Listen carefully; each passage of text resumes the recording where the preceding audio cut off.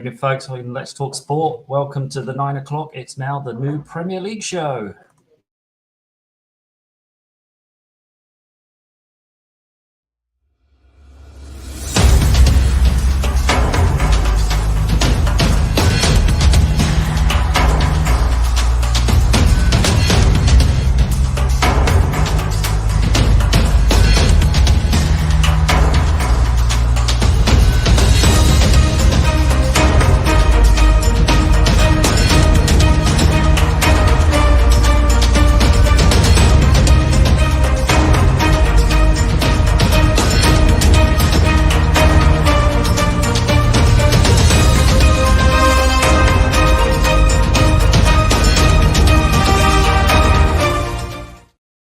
As it says at the end there, welcome to the new show. My name's Gary Thorpe. I'm going to go by the moniker of Groovy. You can find me all over Let's Talk Sport. I'm doing lots of different things and NFL shows, NFC West, helping Dan out with many different bits and pieces. And I'm joined by my two cohorts or partners in crime. I'm not sure what we're going to call ourselves as we dive through. We've got John OTV and Crazy Boom. Introduce yourself, lads.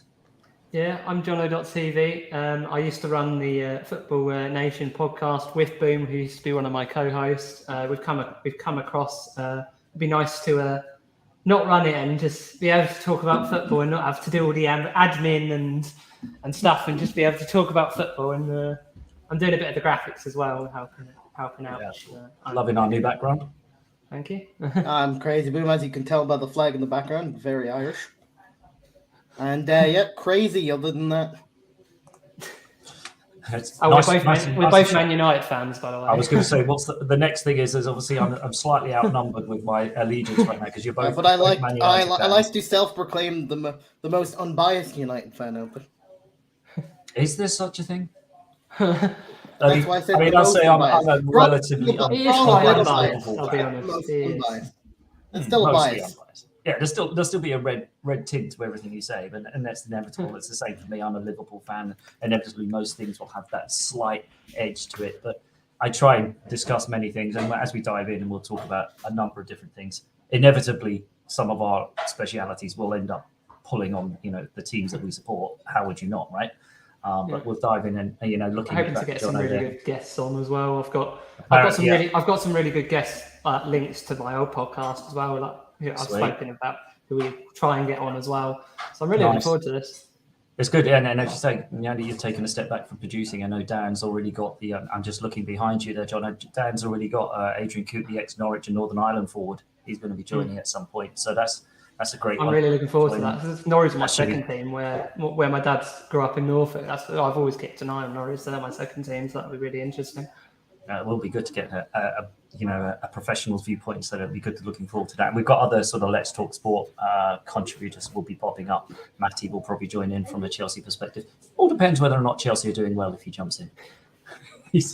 And then we've got no doubt others, and I know we've got Alex Simpson. He was quite a high level referee, so it'll be interesting to get a different viewpoint. Maybe we'll use him like a special VAR sort of room. We'll call on him just like they do on. Have like an opinion from like professional kind of standpoint, because it's different from us fans. We do it from a different angle to what maybe someone who's played the game or someone who's ref the game has been. So be interesting. I'd be really interested to dig into that and dive in as we progress. But as I say, Thursday night, 9 o'clock, that's going to be our slot. So please do hit the buttons below, like, subscribe, do all the stuff. Let's Talk Sport are out there. They've got plenty of followers, but they really need to push these figures. So get on YouTube, get liking, get subscribing to make sure you don't miss an update.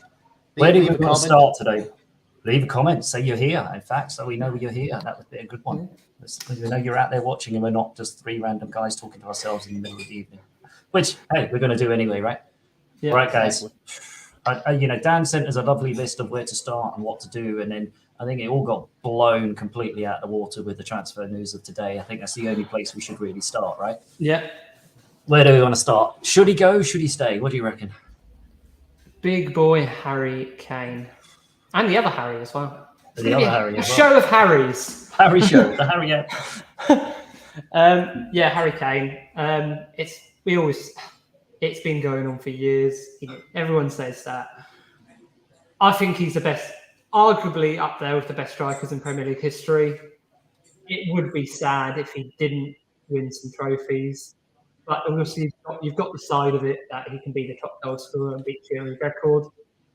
Personally, I think if he did go by, there's no reason he couldn't come back to the Premier League in a few years. It's only 40 goals off. I'd love it. I'd love him at United, but I'm sure we'll talk about that later. I'd love if we matched that bid. I think it'd make the window a 10 out of 10. Yeah, what's your thoughts?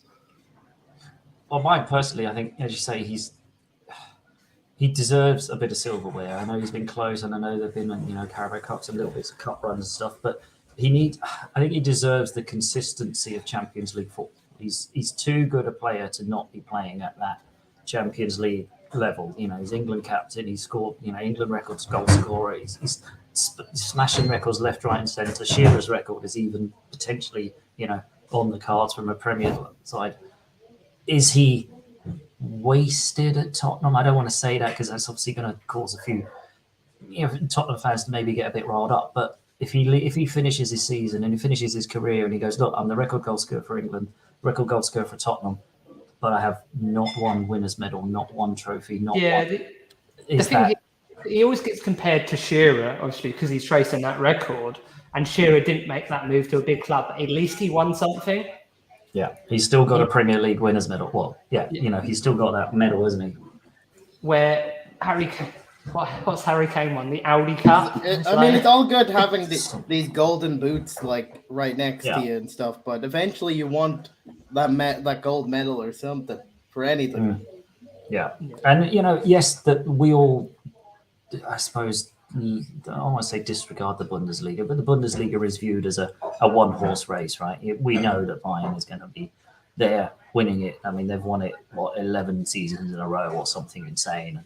They've won the Bundesliga, I think I saw some stat, 55% of all Bundesliga titles. Even when last season they didn't look like they were going to win it. It was out of their hands and they still won it. Somehow won it, yeah. They really missed Lewandowski last season. And I think that's sort of the clear reason why they're going for it. It came down to Dortmund blowing it away last year for that league. Yeah.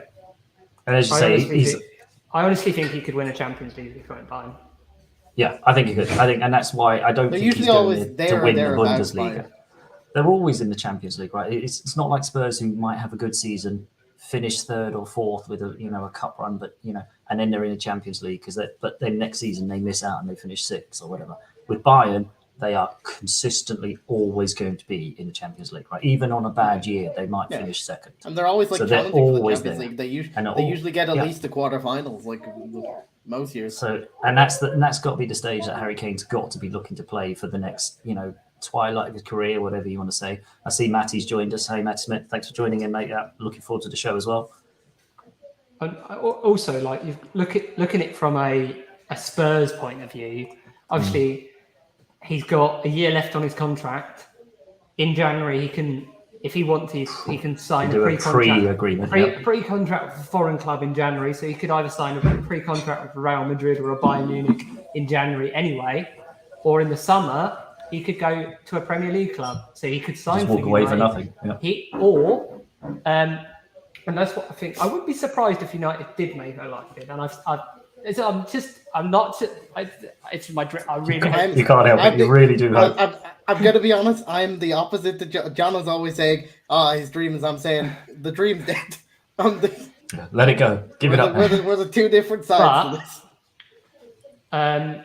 Why I could see it, if he does push him for a Premier League move, and there's going to be another Premier League club interested next summer if he's on a free, and I reckon that's Chelsea because of Poch and the fallout Daniel Levy will get if he signs a pre-contract with Chelsea, their rivals in London, and goes to Chelsea to play for Poch. I'm going to twist this to a different. I genuinely think losing Harry Kane could end up in the long run being better for Spurs because I've seen them for the last few seasons. They overly rely on Harry Kane, and I feel like Ange needs to redevelop a new kind of style, which goes away from just hoping Harry Kane scores you the goal to get back into a game. That's why they need to sign him. Looking back, they haven't got much money, and if they don't sign him this summer, they're not going to get anything for him. And maybe that's why they've still got £900 million of debt or whatever it is on the stadium. Yeah. And yeah, I think you're right. You know, that's a new thing to add in there, Crazy. You know, obviously the new broom that is and Angie. Let's just call him Postecoglou or- Postecoglou. I don't, you know, looking at the Celtic games, he didn't play with that, you know, direct big It's number okay. I don't nine. think he's going to be there very long. You don't need to remember his name. Ooh. Early Ooh, predictions. you reckon United Early will be sack coaching race in a couple of prediction. seasons? That's early. Hang on, that's much later in the agenda. Hang on. Yeah, so yeah, I just think, will he want to stamp his authority on the team and having, as you say, having Harry there, the talismanic centre forward, everything goes through him, everything relies on him. Is it time? Is it the chance that you say, you know, cash in, if you like, play hardball, but cash in with a lot of money? Have they left it too late though? They could end up having they? they could end up having a Ronaldo situation where every press conference Angie has to ask, "What is Harry Kane thinking today?" Or like, if you leave him out for one game, like, why'd you leave Harry Kane out? Something there? Yeah, it could just be the story of the season, and it's hard. It's a tough one. And you know, the money, as you say, you know, if he walks away next season for nothing to a Premier League rival, a London-based one, even a northern-based one, should we say? I think the fallout for that, it doesn't matter if it be Chelsea, it doesn't matter who it would be. I think Levy would really have to, you know, would really struggle the team. You know, he's one of their own. All of the things that they say about Harry Kane, I don't think the Tottenham fans would begrudge him the move to Bayern. I think if he went to another Premier League club, that wouldn't sit as well. I don't think. I mean, I think it wouldn't sit as well if he went to another London club more so. Oh, that would be if he even went worse. that would be worse. Another Premier League club would be bad, but another London club, even with the Poch, you know, goes back to play with his old manager and whatever else, I think that would almost be too much for them to bear. But the Bayern one, I think they could accept because even in their heart of hearts, you know, they probably think he deserves to go and win some championships and get some medals, and you know, he playing. I think if he left and turned up at Chelsea after they already lost Poch to Chelsea, I think Levy would be on thin ice. Yeah, definitely. And then Spurs have like no owner at the moment because their owner's in trouble. Yep. Yeah. Everyone's in trouble right now.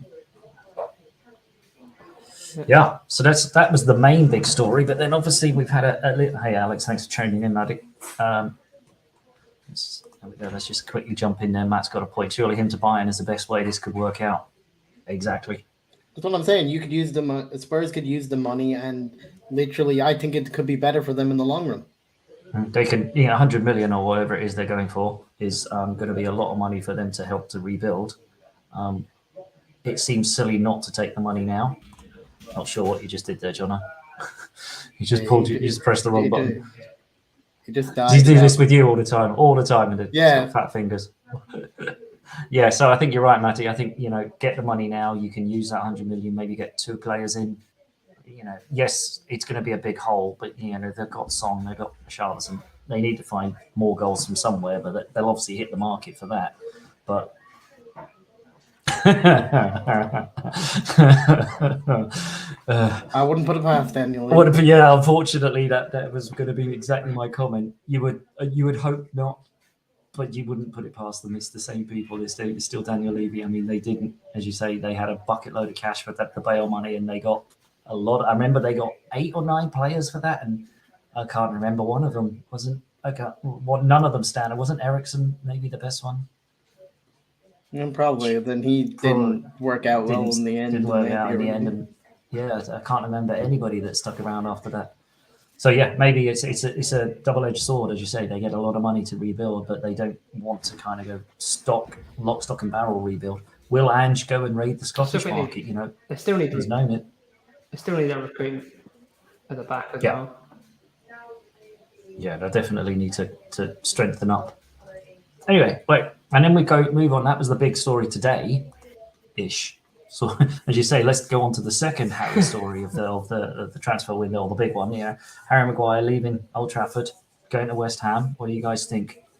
Because obviously you've got a slight different viewpoint, because I think he suffered, with the price tag. It didn't work out at United, and it would never will, because of the whole situation he sprung with. The price tag, then he was sprung with the captain's armband, and that's extra. The media criticized him every single mistake he made, so the Twitter and stuff. So I think it got to the point where it was always going destined to leave for his own career and his own mental well-being at this point, because nearly every preseason game, including the one that I went to his last game for United at the Aviva, he made a mistake and a lot of people booed him, and that's never good for a player. He's getting so much abuse. He's getting booed in every preseason game. I hate this in football.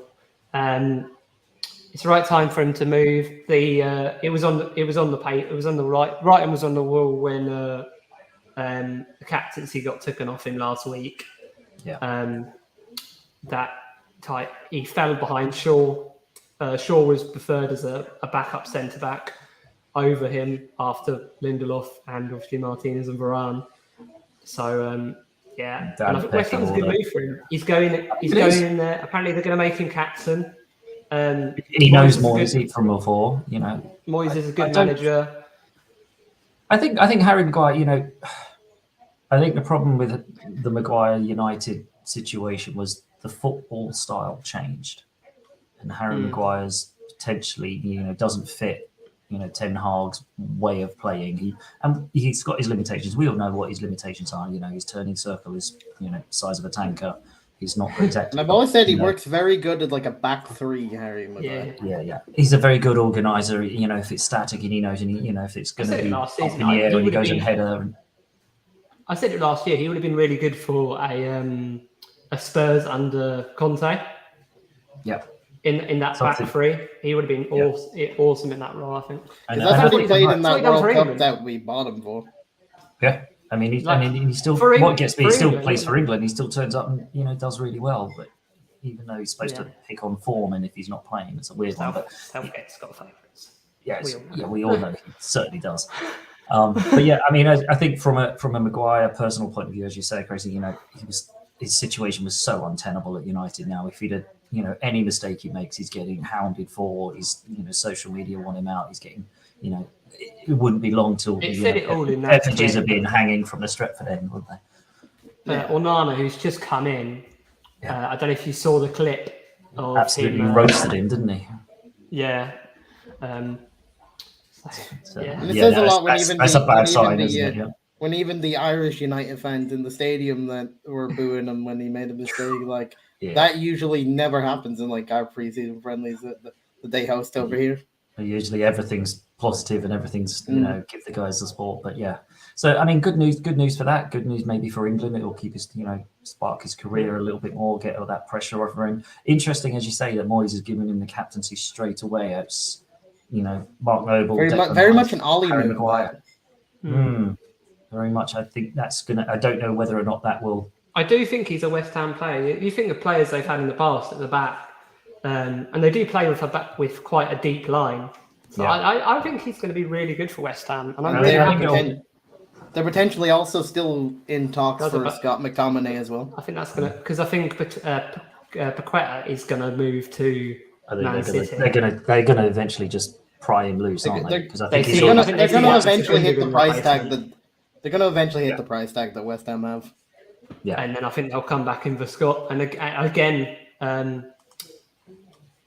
to take a moment for McFred. It's finally over. Fred's left today. So I saw that just before jumping on. Where's he gone? He's headed to Fenerbahce.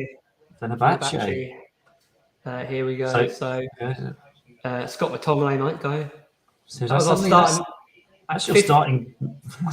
Like, just a year ago under Ollie, that was our starting midfield. But hang on, and I saw De Gea might be on the way because Courtois got his ACL done, and I hear Real Madrid came sniffing around. Him, So that would be a finally gets his move without a fax machine this time.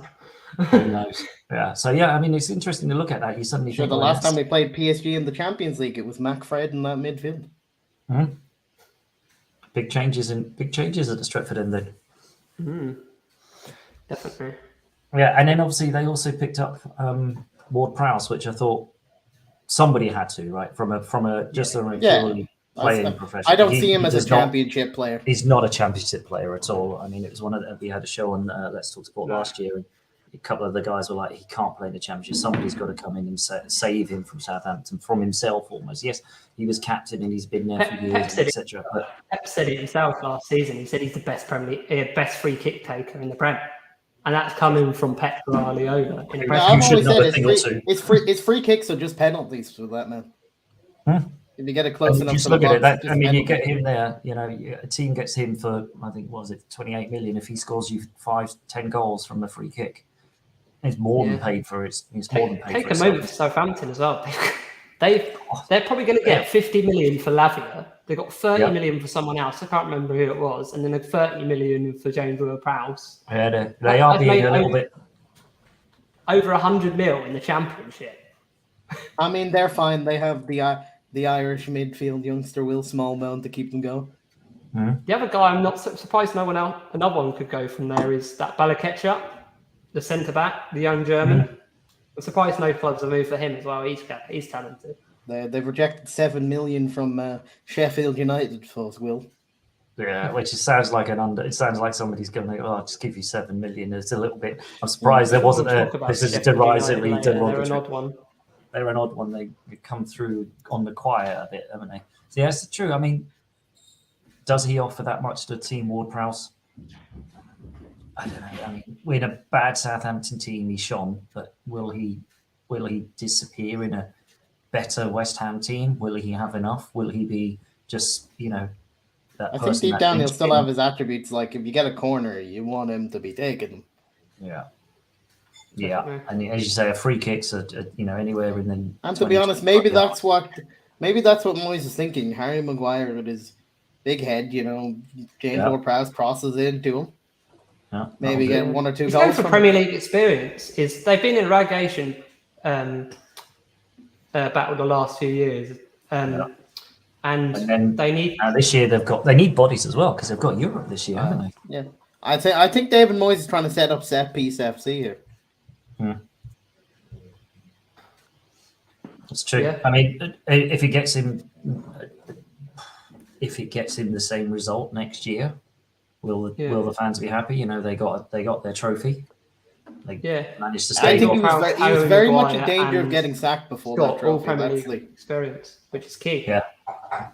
Yeah, that will be that. I think as you said, that will be key as they delve into because they're playing in Europa League now, which is going to be a little bit tougher than the Conference League. Let's be honest. So they need the bodies, they need that. So yeah, the Premier League experience he's bringing in for relatively cheap if you think about it.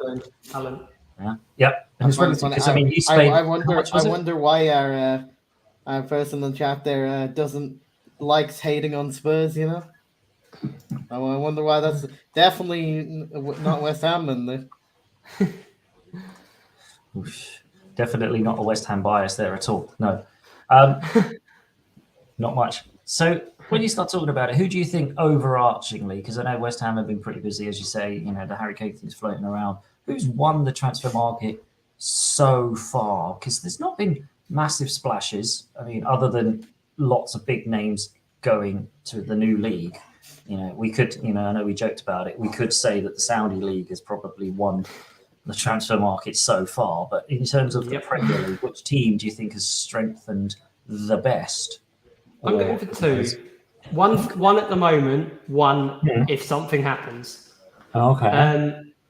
At the moment, I'm going Villa. I think Villa have been amazing again in this window. They've got a great manager. I've put them on my predictions, which we'll go through later, really high for my Premier League predictions. I think they've done some great business. Diaby from was a great signing. Tillemans on a free. Yeah. They've just done great business. Yeah, and Unai Emery will have a bit longer with the team as well because they were definitely turning the corner with Emery towards the end of last season as well. So I think that's going to give them longer and a bit more time with the manager and his way of playing. So yeah, I think it's a good shout. Who's your other one?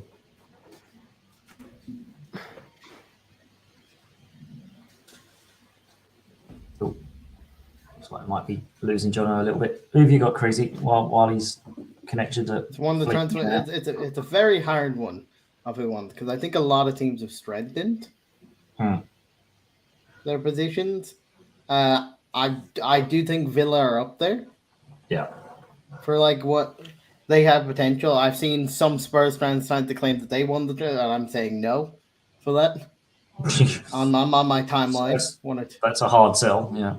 Yeah, sure. One of them is trying to keeps tweeting that James Madison is the best transfer of the window, and I'm like keep saying no. But anyway, Not sure on that front. Not sure on that one at all. Yeah. I would potentially argue Liverpool, but then the losing Henderson is a big blow to that Yeah. kind I of think, situation. we might have balanced out the McAllister, Sobolowski were great signings, but then losing Hendo and Fabinho, I think, has kind of really taken the edge off. I think United have potential to win the transfer window, but I think if we get like Amrabat and then another centre back when Maguire officially goes. Yeah, because he still hasn't officially gone yet. I know we're talking about him. Yeah. But yeah, he's not officially. Welcome back, mate. Welcome back. So yeah, it's interesting. Who was your second team there, Johnny? You were mentioning you had two. I know Crazy just said he agrees with Villa. I think if we get it's us. I think if we get one or two more, I'm really happy with our window. I think it's the best. Everything Ten Hag's touched in the transfer window has worked. He knows what he's doing, and I think I'd say this is our best window since probably Fergie. I know he's got a bit of a knock at the start. I'm really looking forward to Højlund. He's a talent. Onana, we've needed that progression, that next style of goal. I love David De Gea. I think some of the abuse he got at the end was just out of order. He's a club legend, and I love him, but it was time to go. And Onana is that new modern goalkeeper. And you see how far he goes out. It's crazy. Yeah, he's like Edison, but on drugs. He's just going further out. He's going further out on Edison. It's mental. Although I did see Tom Heaton try and do the same thing in the Aviva. He was like on the halfway line. I was like, Tom, what are you doing? You're not Onana. But I'll put in and also an outside chance for that is Chelsea's business has been quite good. If they can get rid of Lukaku and stuff, I think they've had a good window. But they do have a lot of people on the books to get rid of, though, don't they? Yeah. But I think some of their signings they've made have been really good. I've watched some of their preseason. You know, like that Jackson kid looks very good. Yes. Yeah, I was going to talk about him. But you know what the stat that surprises me about Chelsea? 2 years ago, they won the Champions League under Tuchel. That team that started, there's only 2 players left from the starting lineup from the final. That's 2 years ago. That's no time at all to lose or to strip the cupboard bare, if you like, and start again. Yeah, Todd Bowley, whatever that is. Yeah, I mean, you're right. I mean, they have done an interesting business at Chelsea, and I guess they had to a little bit. As you say, they were, new Bruin, new manager, Ted Bowles just throwing the money around left, right, and centre.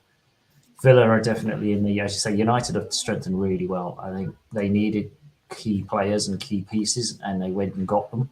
And they got them pretty early as well. And I think that was what's important. Obviously, Højlund's only just come through, but he was always kind of going to you guys.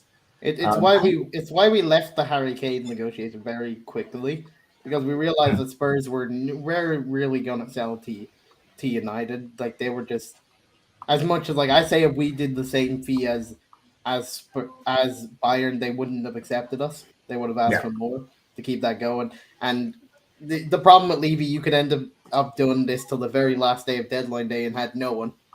Yeah.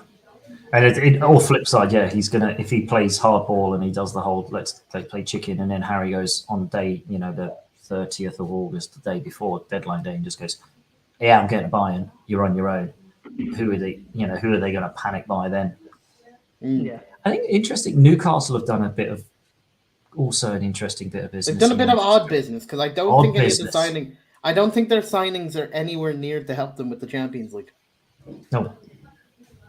No, that's why I was thinking the business that they've done is interesting. They've got strengthened some midfielders and stuff, but they're all kind of new, never played in the Premier League kind of players. And is it a business model? Is it a window that for next year almost? Get them in, get them acclimatized. They feel confident with who they got, and why wouldn't they? They did very well last year. Yeah, I think they might have got the Champions League a bit too early in their progression, and I think they're bracing for that. You're bracing for that coming back the other way, and while they've got the money, why not make make hay while the Champions League sun shines. But it'll be interesting to see how that pans out. So yeah, that's going to be an interesting one where they pan out and who and the downside of that is as there's still 2 weeks left of the transfer window and 3 weeks in fact, isn't it? So whatever we say now could completely change in 3 weeks' time. But it's always a bugbear of mine, I suppose, that the season starts and the transfer window doesn't shut at the time the first kickoff is, because it does feel unfair in a way that you can. Yeah, and also still most clubs will still be asked, like in the press conference before a game, you signed anyone tomorrow? So, any news on the transfers? Just like, hang on, can we talk about the game, or can we get ready for this? And everyone's still going to be talking about it. So it is a bit annoying and a bit a poor sort of substitute. But then how do you do it with the European rules and everything else? Because that's what gets me, is that the other leagues also have different transfer windows as well, right? Because ours shuts, but then doesn't the Spanish one and the Italian one go on for 2 more weeks? Yeah, 2 more. It's all very odd, isn't it? So, right then, speaking about transfers so far, as we've just gone through, which one do you think has been the best value for money? I'm going Jackson at Chelsea, 30 mil from Villarreal. I think I didn't know much about him, but he's had a really good pre-season. I think he's going to be a class player. I think they found a gem there. Mm-hmm. What about you, Boom? I genuinely think for the very low amount of money that somehow they managed it, Liverpool to get McAllister. I did not expect for that little money that they actually paid for after winning a World Cup for him to go for just. How long did he have left? 34 million or something. I think he still had 2 years on his contract at Brighton. I don't think it was the final year he was in. I think it was just because of some clause in his contract that just allowed it to be negotiated down. Yeah. No. And how long did he have left on his contract? I don't know. I'd have to look at that. Somebody needs to go and find that out. I don't think it wasn't a last year of a contract. I think that's why it was surprising. It was only 30 odd million, because it was like just won the World Cup. I think he had 2 years left. Surely it would be 60 million. I was expecting somewhere in that region. So the fact we got him for as little as we did is an interesting one. So, he's gone again. See that he's going to look it up. he's going to look it up. He signed a new contract, McAllister, like in October. Yeah, I said I wasn't sure, but I'm just pretty before sure you signed them in the summer, like he did sign a new contract. He did sign an extension or something, so it's. And I suppose he was going to go on a free in the summer, but then they signed a new contract. Yeah, but had they already started the process of the discussions? Interesting. If he was on the end of his contract and running it down, did he have pre-contract agreements, or did he? But then they made it go till 2025 with an option to extend for 12 months. And we still got him for only 30 odd million. Yeah, it's pretty cheap. There must have been some clause of say a club. There's probably a clause that if a European team went in for him, they could get him for X amount of a team in a certain position or whatever. Yeah, who knows? It was an odd one, but I do feel slightly sorry for Brighton. They do seem to have turned into a bit of a feeder club for other bigger clubs. That's what happens when you break into the top unexpectedly. Yeah, and suddenly everyone's like, well, they always find these gems. Always, they probably got a replacement for Casado already lined up. Yeah, probably. That's why they're playing hardball. They're very good at their scouting, aren't they? They've got really good scouts and really good sort of network out there to find those players. I suppose the interesting one, you mentioned it already, the Villa one. Picking up Tielemans on a free. That could be possibly. And signing Dialby is an interesting. Yeah. So they've really strengthened really well. He rejected the Saudi dollar to go to Villa. Yeah. Right. So it's an interesting. I just say 3 weeks to go has the biggest bang for you, but there's no way. Oh, yeah, I also forgot Villa signed Pau Torres. They of course won the transfer window so far. They also signed Pau Torres. They have got a good recruitment this window. Now, would you say, here's an interesting little twist on the bang for your buck. If Arsenal took one more step, would that Rice transfer suddenly be worthwhile? No. I know you're going to say that because of your slight green, white, and gold bias there. But 105 million if it gets them to back to the top step and they win the league because they've got now the holding midfielder or the box-to-box sort of lung-busting midfielder that you can bring to them. Is that good business or is that too good? Have they overpaid just because he is a class, but is he 105 million pounds class player? I don't think he offers that much more than Thomas Partey, to be honest with you. When he played, they just didn't play him enough last season. Thomas, but he kind of went missing because of offside affairs and stuff that were happening. We're looking at that Amrabat from, and I think it will get done. Moroccan from, guy, right? Yeah, from Fiorentina. He looked better than Rice in that final. That's what I say. Everyone's saying that in that final he looked better, and we're getting him for like 35 mil. And then, I think the English tax. It's the English tax on him because he's played for the Premier League and he's English and he's got the English caps and whatever else. And it's the potential. That's why I've always said if he was still Irish, it would be around 20 something because that's our record sales. And that's Nathan Collins, the centre back.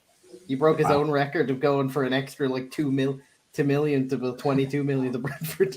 And that's bizarre, isn't it? But yeah, it's inevitable, the homegrown and all that sort of stuff. But yeah, it's just an interest. I do think Arsenal have overpaid for him, but he's potentially going to be their captain for a number of years. That's maybe the 105 million over 5 years suddenly balances out if they get consistency. But they kind of negated the good business of Declan Rice by then also buying Kai Havertz. Yeah, that one. 65 million euros for Kai Havertz. Missed 2 sitters against Man City in the Community Shield. What were they thinking? I know they've not got Gabriel Jesus for a part of the start of the season, but Kai Havertz is not a replacement. And a Chelsea fan celebrated losing him. That should tell you everything. Compared to Chelsea fans who were crying when we signed Mount. Yeah, that's another burning. Yeah, but that one, Kai Havertz, I can't, unless Arteta sees something that nobody else has been able to unlock. It'll be an interesting one. They don't seem to have done. They've done splashy business, Arsenal, rather than, which is very un-Arsenal like.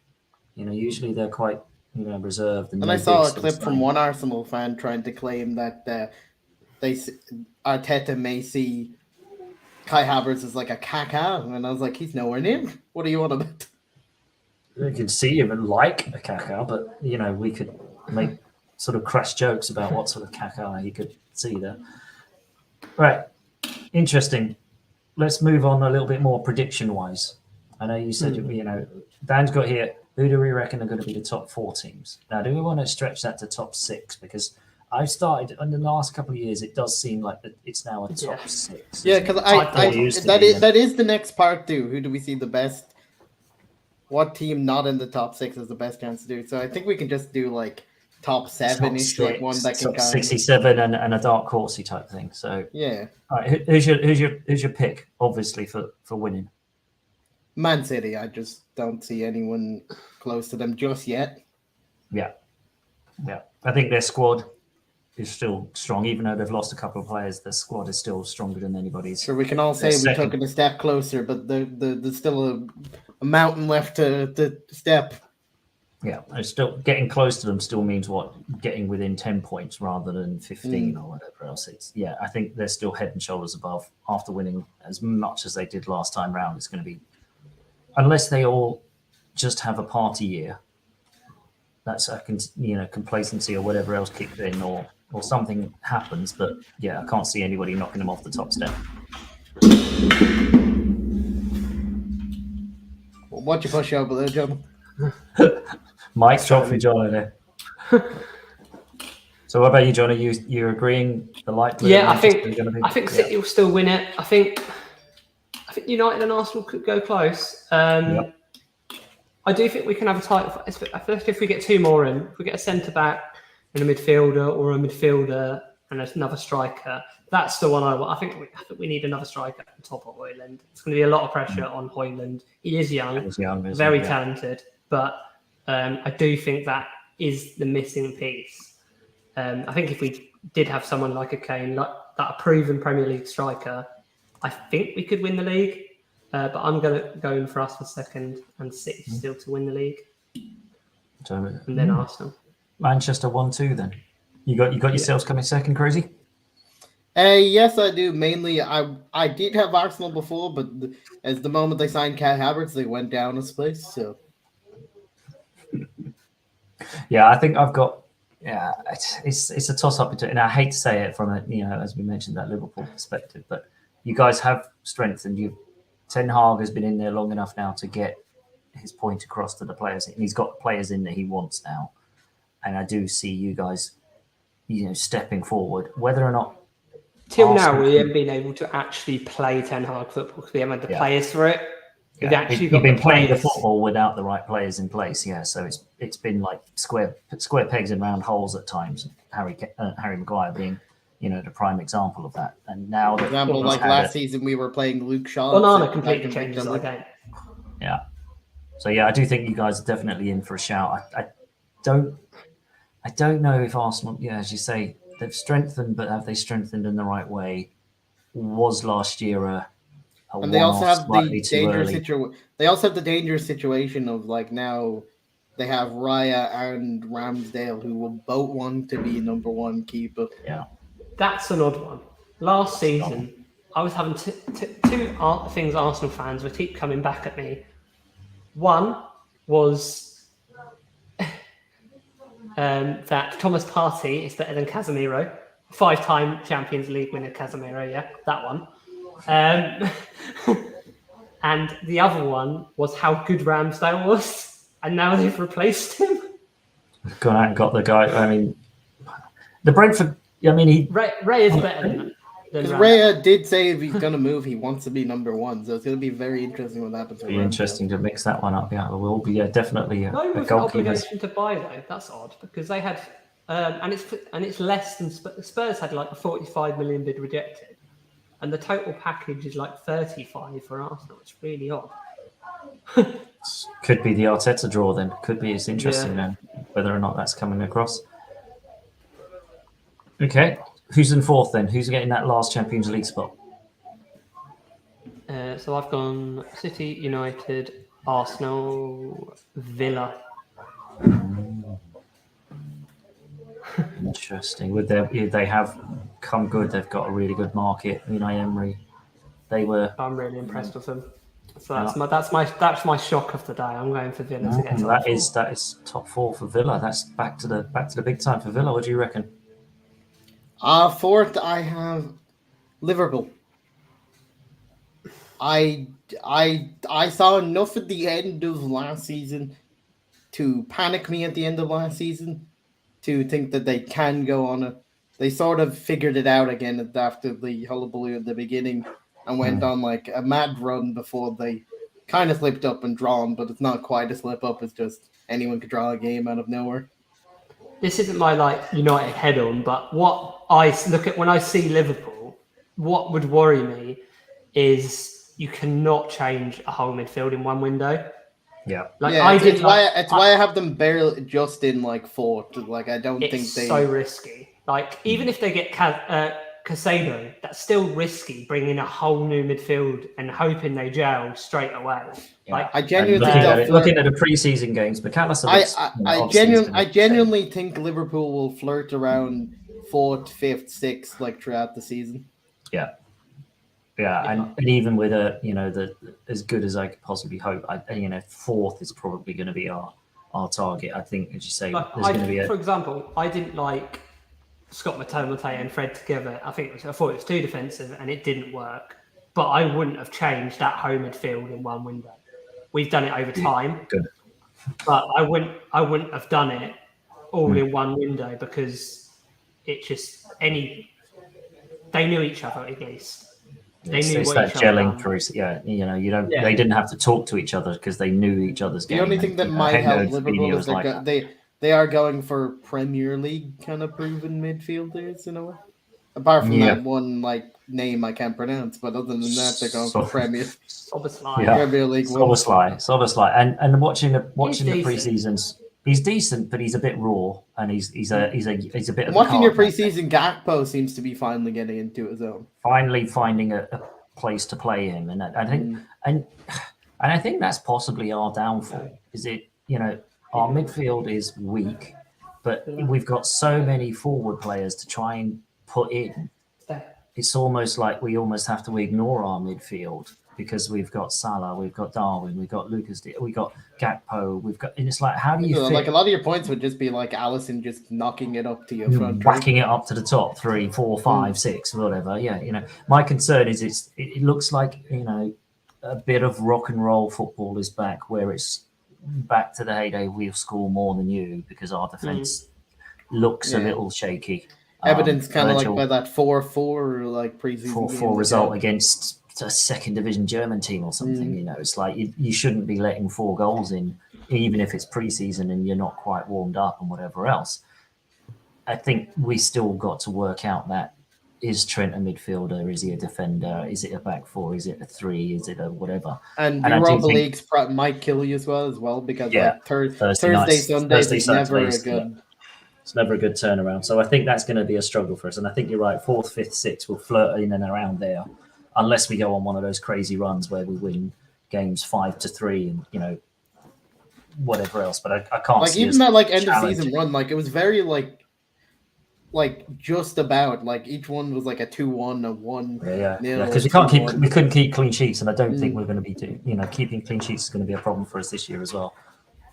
Who's the next one? Newcastle have got to be in there, right? They had I've got Liverpool, then Newcastle, then Chelsea. I was just wondering, do you think Newcastle are going to suffer with European football? I think they will. And I think Arsenal will as well, because I think Arsenal didn't have an awful lot of extra games either, did they? So that's going to impact. Kind of knocked out like pretty early in the Europa League knockout stages. Yeah, so I think they got through the group, but then were out. They lost to Sporting, I think. Yeah, Sporting. So they didn't have that extra thing. So I think the extra games that Newcastle are now going to have to play will. It's another reason why I've put us so high, because we had so much games last season. I think we're a bit more used to that, and we've added depth in it. And I'd worry about their depth. Newcastle. I think. Yeah, it's why I've actually put Newcastle. I put you above, so I put Liverpool, then Newcastle, then Chelsea. It's why I have actually done the opposite and put Newcastle 7th. Oh, Newcastle dropping out of the top 6. You've got them because of the European and the depth of squad and people working them out a bit. I think. And I definitely think had like that the new other team sort of.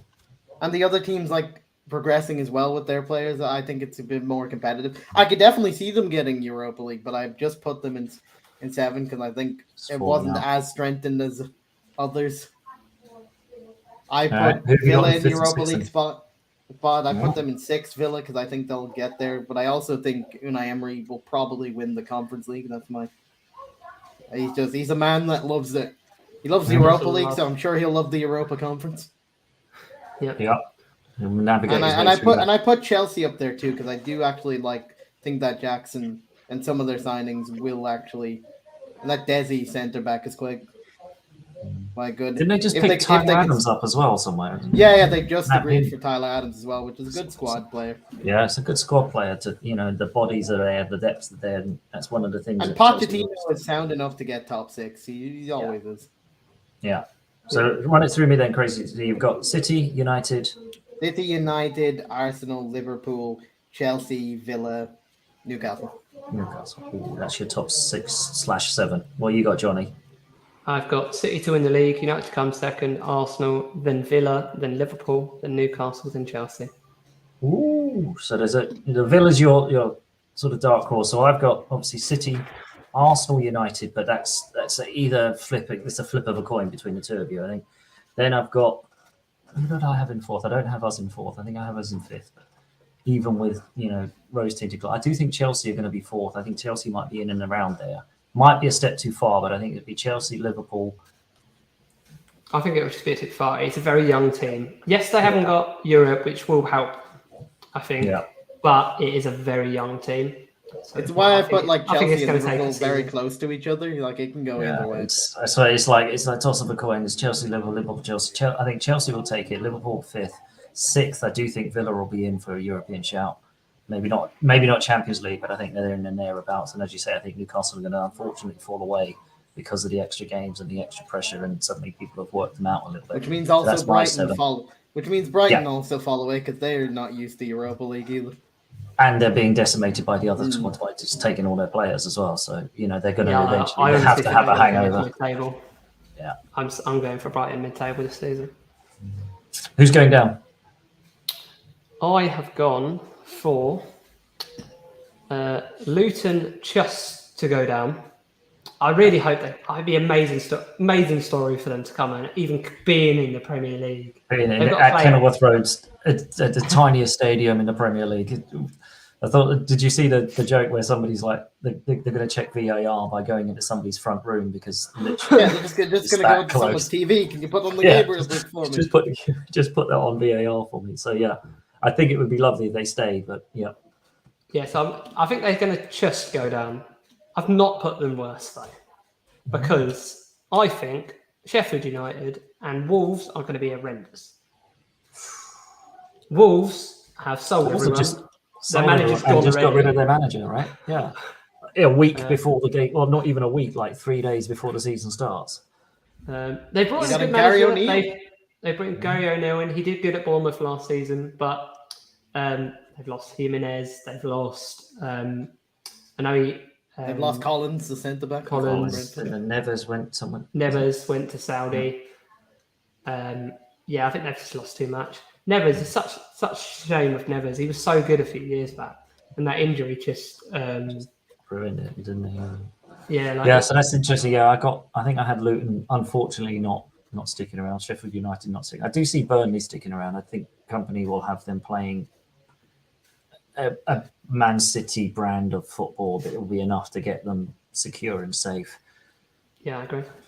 Wolves Yeah, of Forest. I put Burnley mid-table.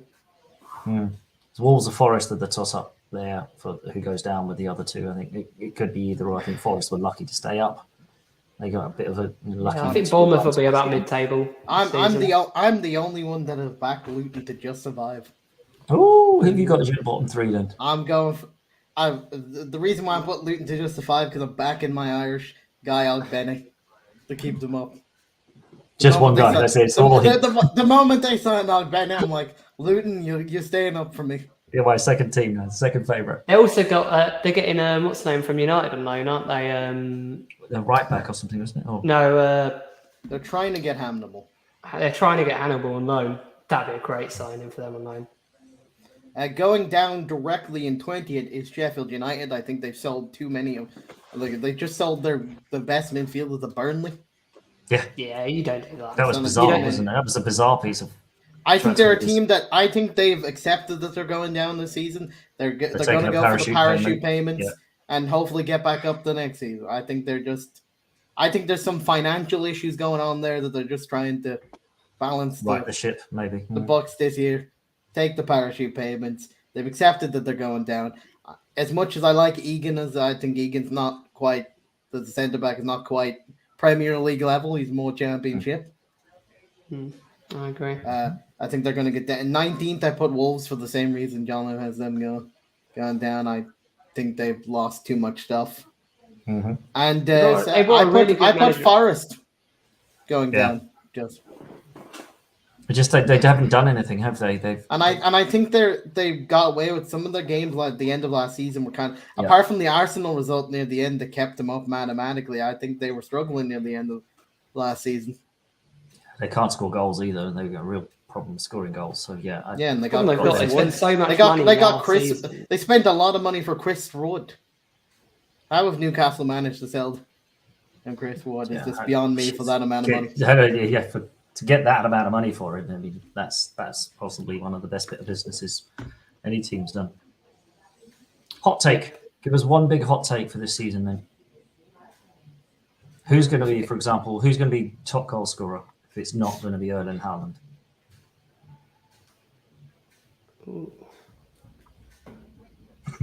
We can't think of anybody past Haaland for top goal scorer. It's like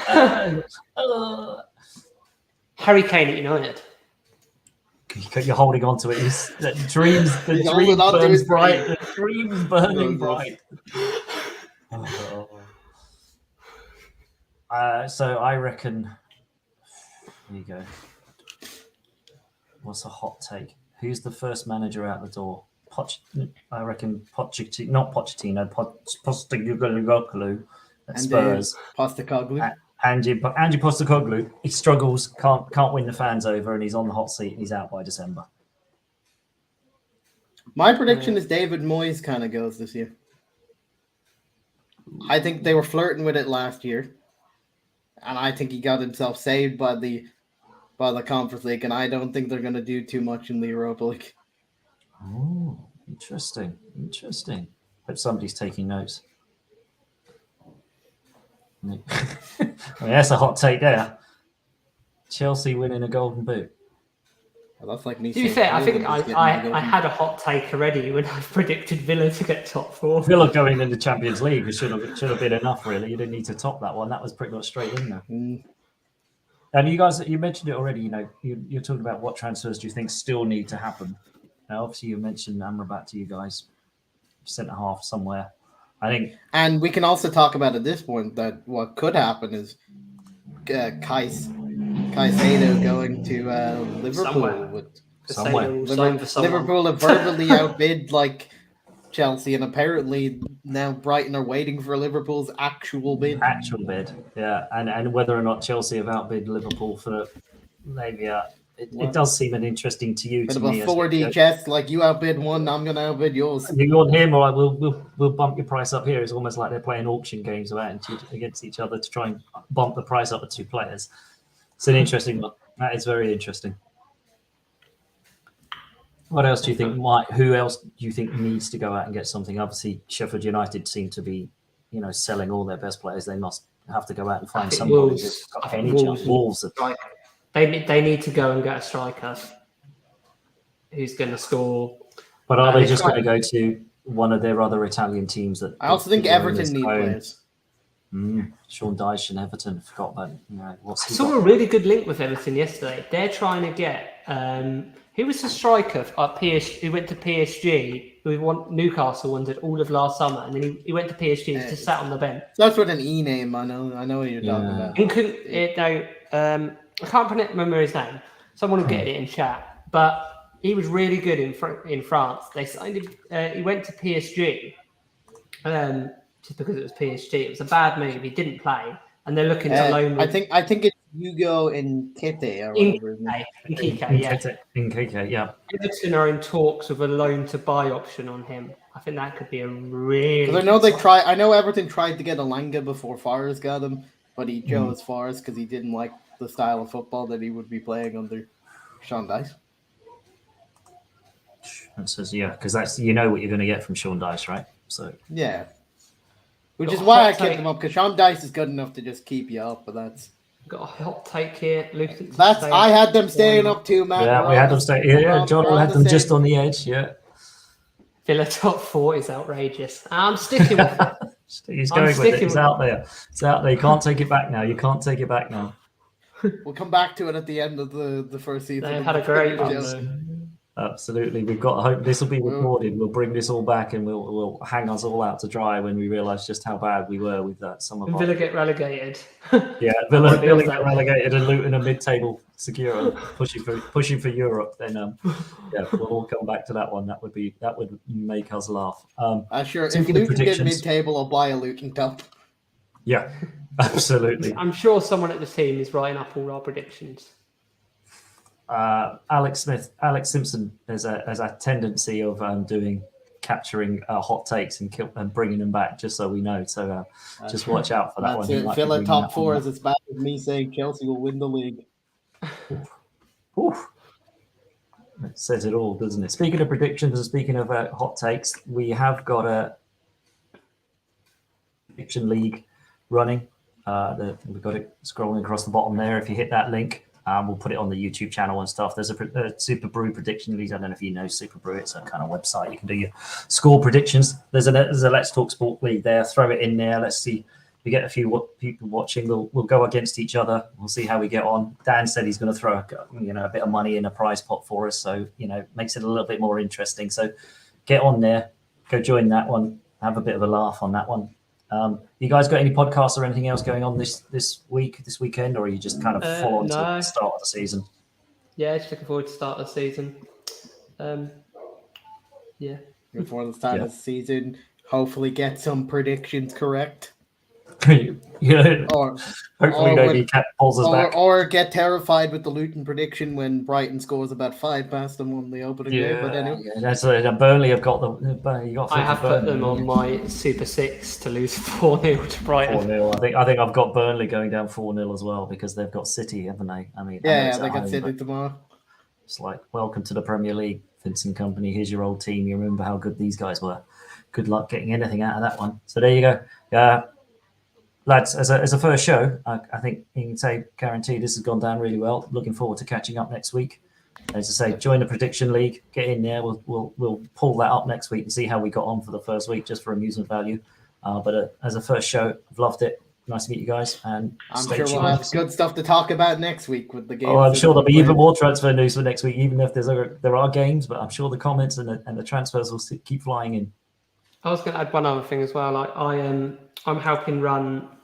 You'll probably see me quite a lot on Twitter. I jump into quite a lot of Twitter Spaces, football Twitter Spaces at the moment, and I'm running a United Discord for just United news. So if there's any United fans who wants to jump on that, drop me a DM. I'll send you the link, and you can come on and jump in there. Jono TV 96, if anyone wants to find. Jono TV 96. That's it. He's got to make sure that next time he puts that in his bio there so that we can all find it. Yeah, Crazy Boom. I'm guessing that's your handle so people can find up. Yep, at Crazy Boom, and you gotta put 2 underscores at the end of that for Twitter.